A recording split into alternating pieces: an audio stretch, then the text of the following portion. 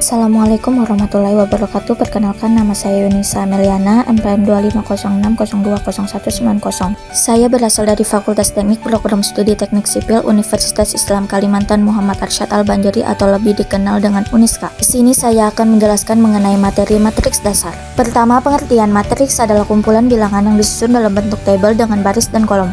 Matriks digunakan untuk mempresentasikan sistem persamaan linear dan melakukan operasi aljabar. Pertidaksamaan linear adalah pernyataan yang membandingkan dua ekspresi linear, di mana solusinya adalah himpunan nilai yang memenuhi ketidaksamaan tersebut. Matriks adalah susunan bilangan yang diatur dalam baris dan kolom, dan ditempatkan di dalam tanda kurung.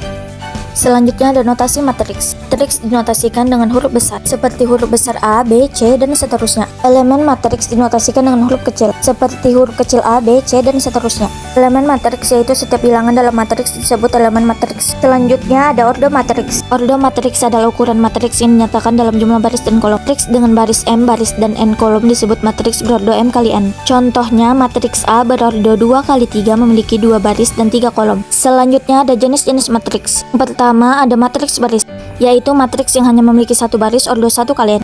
Yang kedua, ada matriks kolom, yaitu matriks yang hanya memiliki satu kolom ordo M kali 1.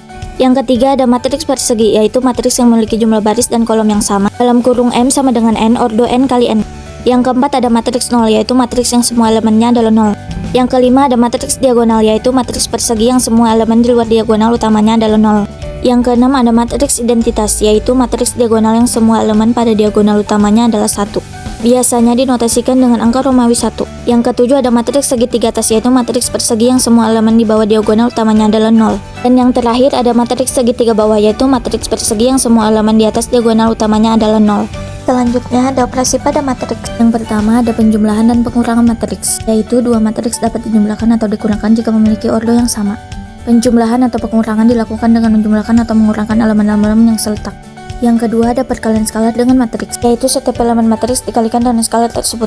Yang ketiga ada perkalian matriks dengan matriks, yaitu matriks A dalam kurung M kali N dapat dikalikan dengan matriks B dalam kurung N kali P jika jumlah kolom matriks A sama dengan jumlah baris matriks B. Hasil perkalian ada matriks C dalam kurung M kali P. Elemen C, I, J diperoleh dari perkalian baris ke I matriks A dengan kolom ke J matriks B. Yang keempat ada transpos matriks. Transpos matriks adalah operasi mengubah baris matriks menjadi kolom dan sebaliknya. Notasinya yaitu transpos matriks A dinotasikan dengan A pangkat T atau A pangkat 1. Yang kelima ada determinan matriks, yaitu determinan hanya ada pada matriks persegi. Matriks 3 kali 3 yaitu menggunakan aturan Charus atau ekspansi kofaktor. Ekspansi kofaktor yaitu pilih baris atau kolom lalu hitung determinan dengan menjumlahkan hasil kali elemen dengan kofaktornya. Yang keenam ada inverse matriks. Inverse matriks hanya ada pada matriks persegi yang memiliki determinan tidak sama dengan 0. Matriks non-singular, determinan A sama dengan AD kurang BC. Matriks 3 kali 3 atau lebih yaitu menggunakan metode adjoint atau operasi baris elementer. Selanjutnya ada penerapan matriks. Yang pertama ada sistem persamaan linear, yaitu menyelesaikan sistem persamaan linear menggunakan inverse matriks atau metode eliminasi Gauss-Jordan. Yang kedua ada transformasi geometri, yaitu representasi dan operasi transformasi. Rotasi, translasi, skala pada objek geometri. Yang ketiga ada grafika komputer, yaitu representasi objek 3D dan perhitungan rendering. Yang keempat ada analisis struktur, yaitu analisis kekuatan dan stabilitas struktur bangunan dan mesin. Dan yang terakhir ada ekonomi dan bisnis, yaitu analisis input-output, rantai Markov, dan optimasi. Selanjutnya ada sifat-sifat matriks. Yang pertama ada sifat komutatif, yaitu penjumlahan matriks bersifat komutatif, yaitu A tambah B sama dengan B tambah A. Yang kedua ada sifat asosiatif, yaitu penjumlahan dan perkalian matriks bersifat asosiatif, yaitu dalam kurung A tambah B tambah C sama dengan A tambah dalam kurung B tambah C, dan dalam kurung A B C sama dengan A dalam kurung B C.